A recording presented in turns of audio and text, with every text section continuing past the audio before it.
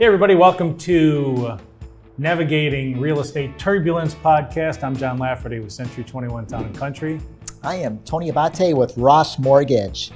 We've got a fun topic decked up for this one, and it is so timely in light of the market that we're in right now.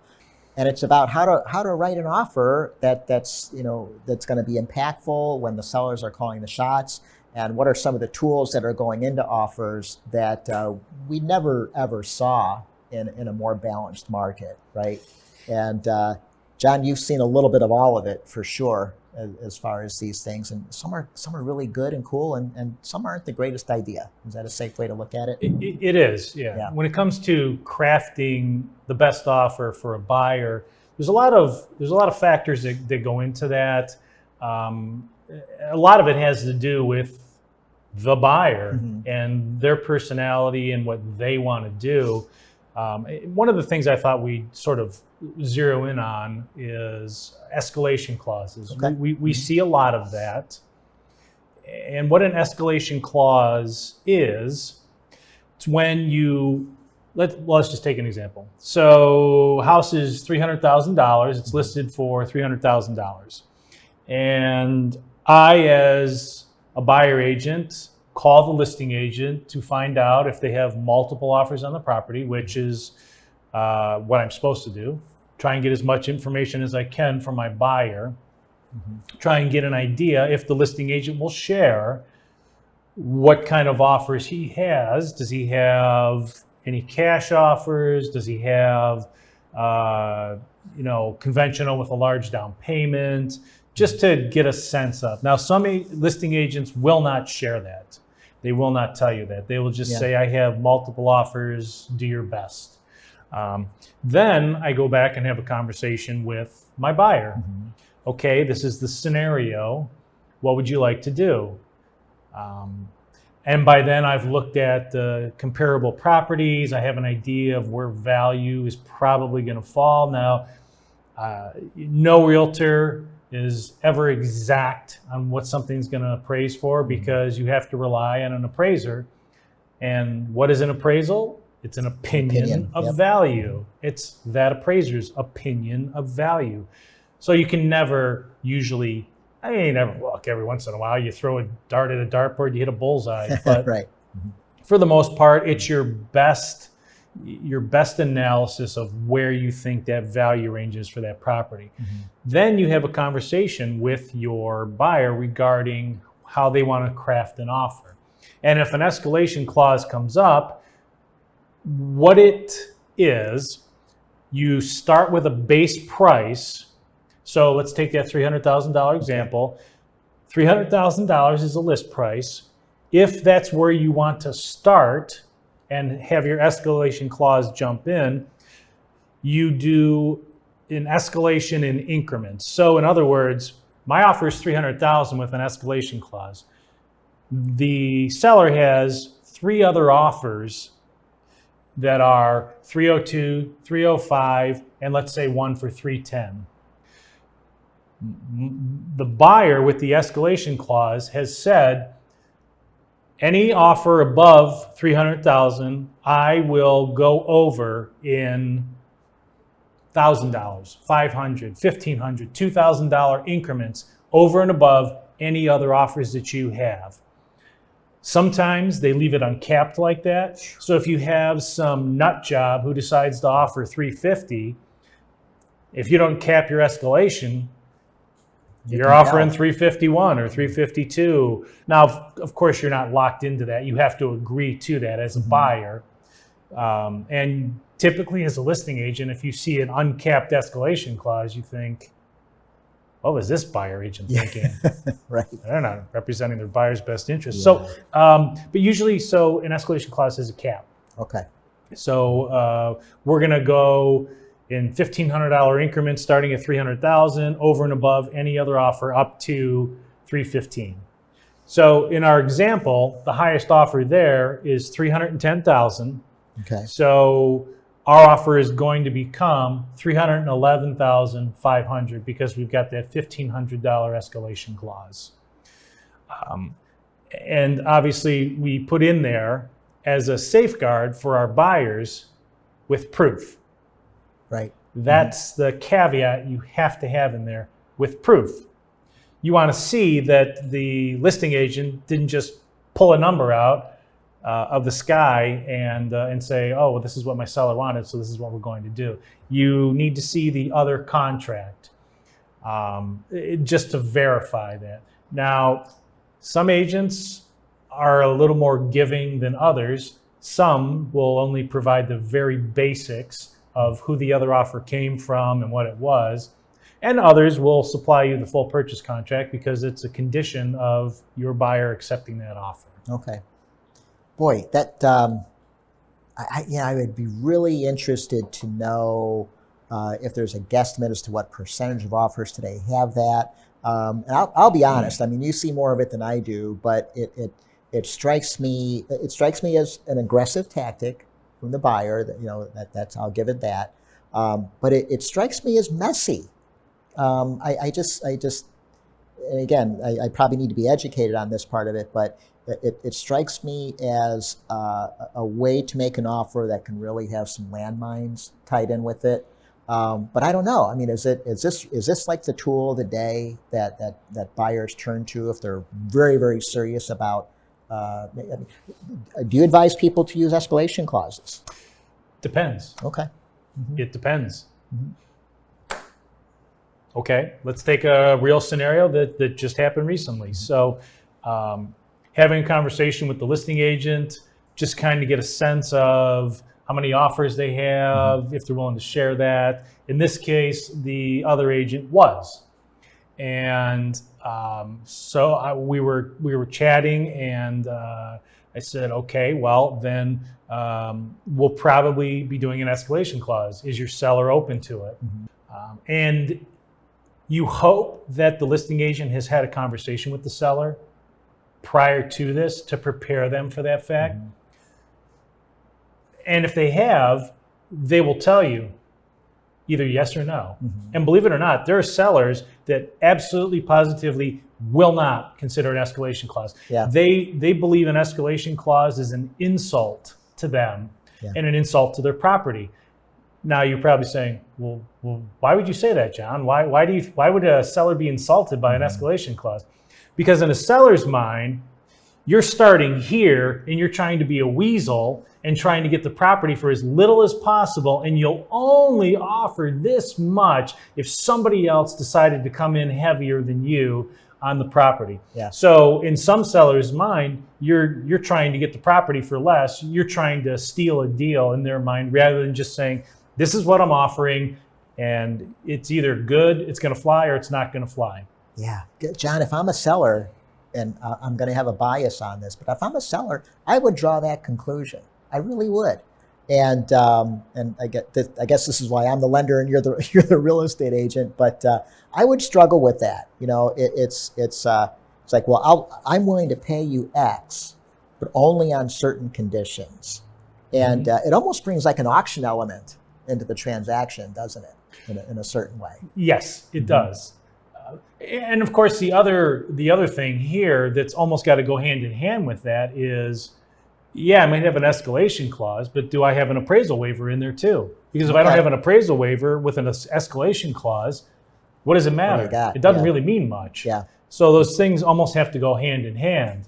And again, a listing agent should be able to tell you that what they're looking for from the seller, and they should be able to tell you right off the bat, we're not doing escalation clauses. Yeah. So don't even do it. Bring us your highest and best. And that's good to know, because you need to advise your buyer. Now, where do I advise buyers that I work with to include an escalation clause? Well, if I have that conversation with the listing agent, and the listing agent says, hey, look, I've got 3 offers. 2 of them have escalation clauses. So if you want a shot, you're probably going to have to include an escalation clause, unless you come in really heavy above list price. Then we can talk about it. But just letting you know. Well, okay. So to make my buyer's offer even on the same playing field, we're gonna need to do an escalation clause. Yeah. But again, that is the buyer's choice. Yeah. All I can do is give them the information and how they would put their best foot forward without overpaying. Yeah. Perfect example is some mutual clients that we had who bought not too long ago in Oxford. I know you know who I'm talking about.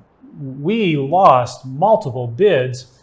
One time we would do an escalation clause. The next time we wouldn't do an escalation clause, but we'd do an appraisal guarantee. Then the next time we'd try and do both.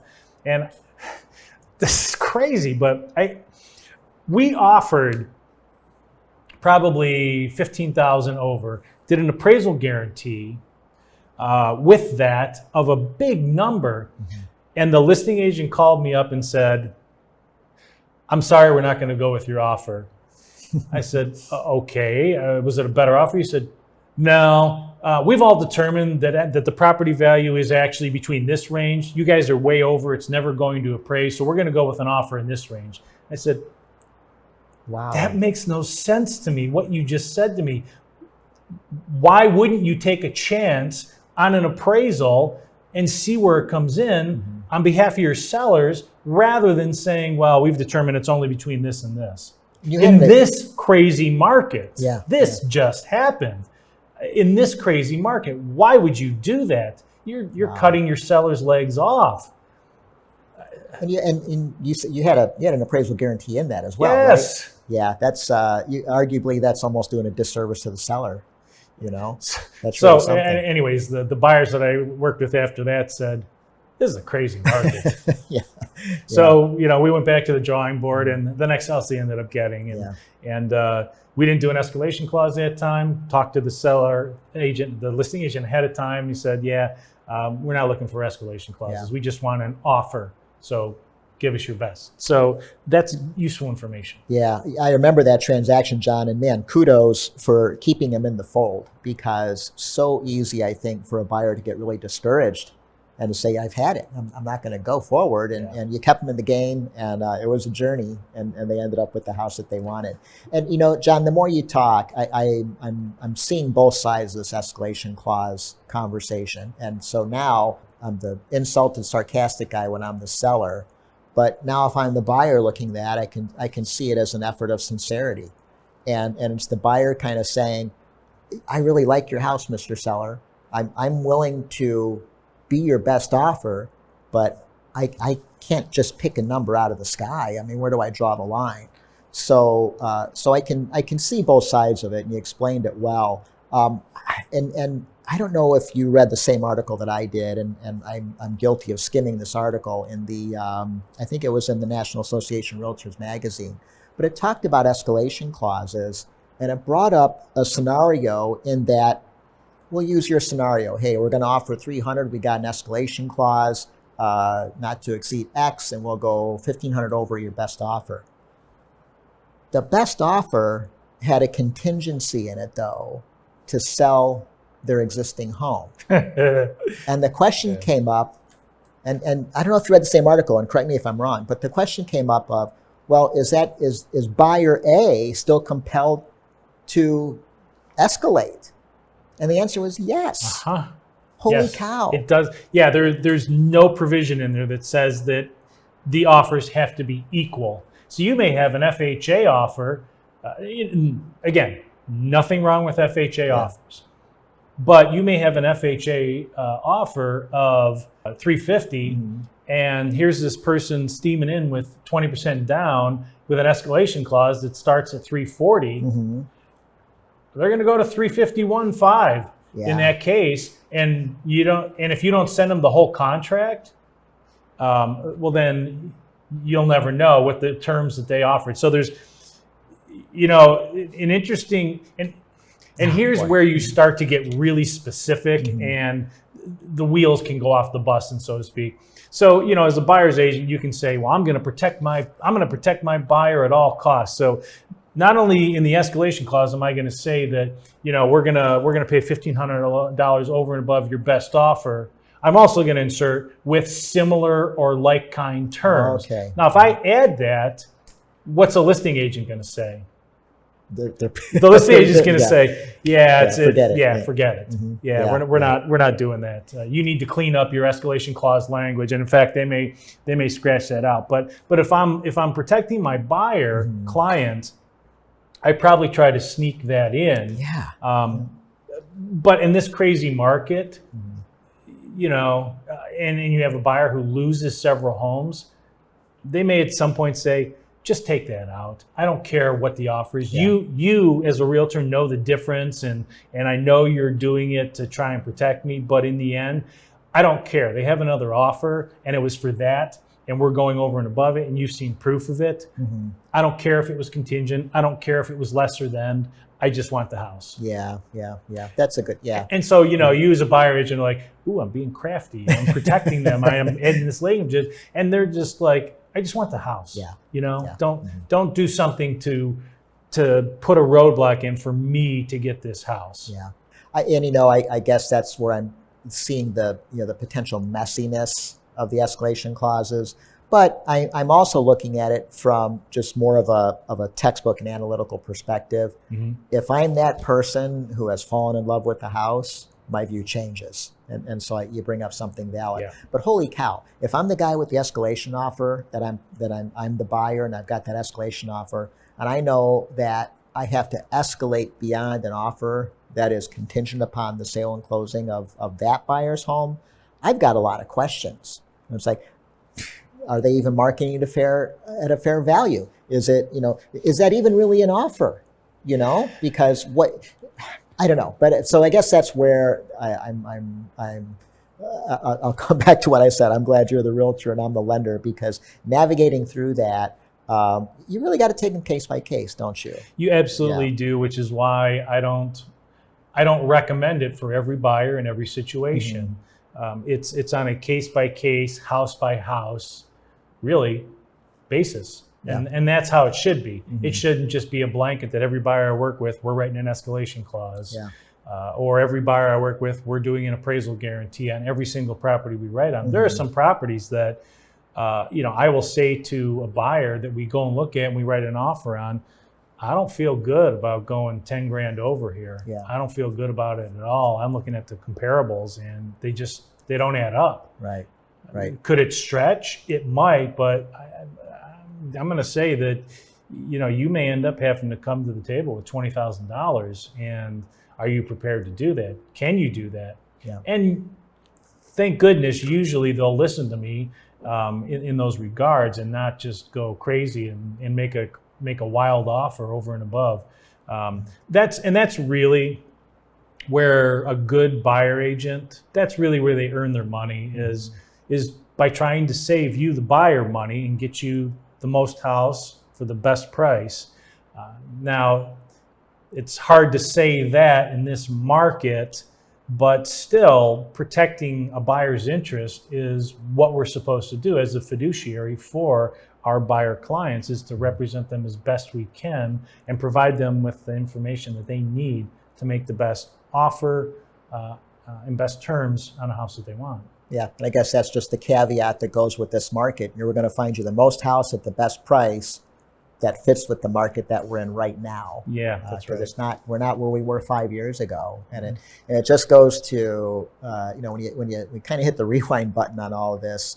Offers before were really vanilla and generic. Basically, they all look the same except for the numbers and some of the terms surrounding the closing. But now you're really having to get creative and smart with, do we use escalation clauses? Do we use appraisal guarantees? Do we offer other incentives that might tip the scale in favor of our offer to make the seller? It's really where it's a much more creative landscape than what it used to be. It is, and that's where conversations with listing agents really come into play. Now, there are some listing agents out there that don't return phone calls, aren't going to give you any information, even if you talk to them on the phone or text with them. They're not going to provide you a lot of information on the background of the seller, because sometimes they view that as, maybe tipping their cap to what their seller might be looking for. But if you play it fairly and everybody knows, well, then it's really, I think, to the seller's advantage. It can work to the seller's advantage. I think I was in your office the other day when the opposite occurred, and you were talking to a listing agent, and he just told the whole story. right? He gave you maybe more information than a listing agent normally would, and boy, you talk about calling the listing agent as that step one. So critical because you don't know what you're going to hear, and you might hear things that are beneficial to the buyer that you would have never thought a listing agent would talk about. Yeah. And that's once it's said, it can't be unsaid, and they whether that's appropriate on behalf of the seller or not. But boy, that dialogue becomes really critical as a precursor to writing the offer. It really does, because it's going to determine what I'm going to recommend. Because usually, when you look at a home, typically the first words out of a buyer's mouth after walk out of the house is, "We love it, we want it.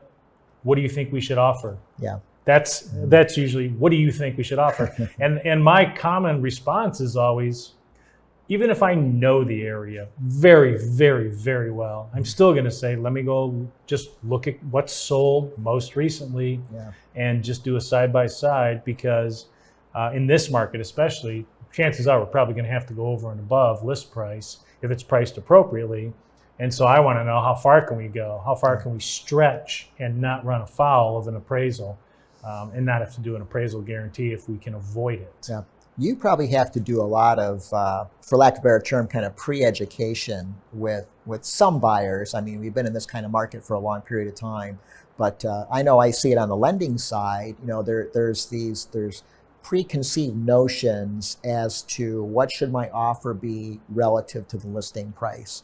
And for years and years, there was always some sort of dialogue of how low can we go to listing price and so on. And you probably have to unwind just some old conclusions that buyers have, to the extent where you almost probably have to say, let's forget about the listing price for a moment, and let's think about what the home is really worth and it can appraise for, and what the home is worth to you. It's a whole nother approach for buyers, isn't it? Well, it is, and it's a different conversation, because now when we're talking about offering over list price, most buyers now are pretty educated to the fact that it's a seller's market. Yeah.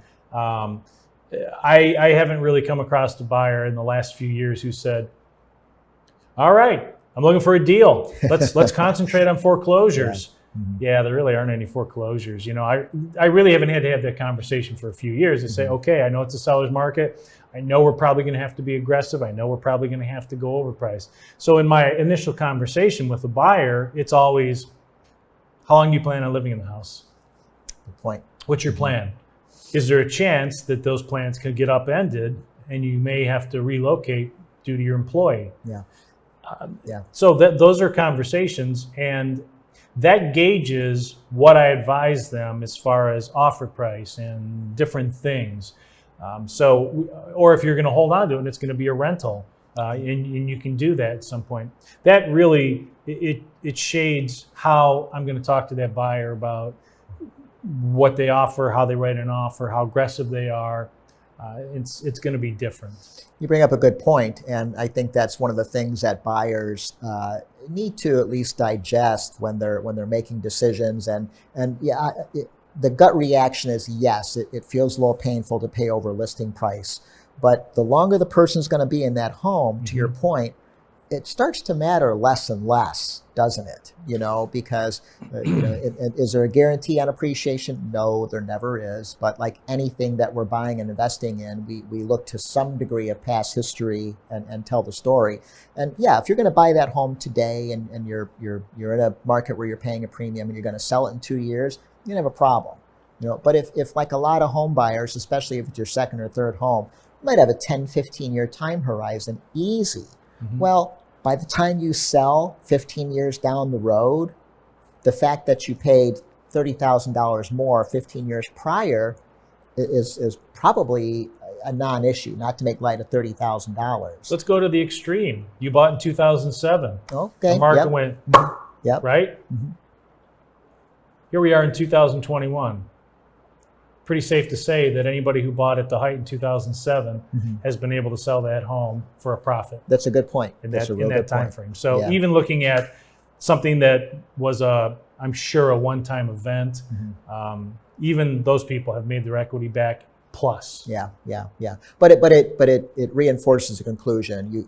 you can't peg your starting point necessarily on the listing price that the seller chose, right? It's also tied into what you think the home is worth, how long you're going to be there, like you said. So that's good stuff. Yeah.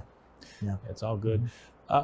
Well, hey, thanks for watching. And what I would say is, if you're a buyer out there, make sure you're working with a realtor or buyer agent that listens to what you're looking for, asks you the right questions, and doesn't just tell you as a blanket statement that every house that we're going to offer on, you're going to have to write an escalation clause, put in an appraisal guarantee. That's just not the case. I hope you find a good realtor, good buyer agent to work with to really help guide you through the process. Yeah, critical stuff. Great advice, Jon. Thanks, everybody. Thanks.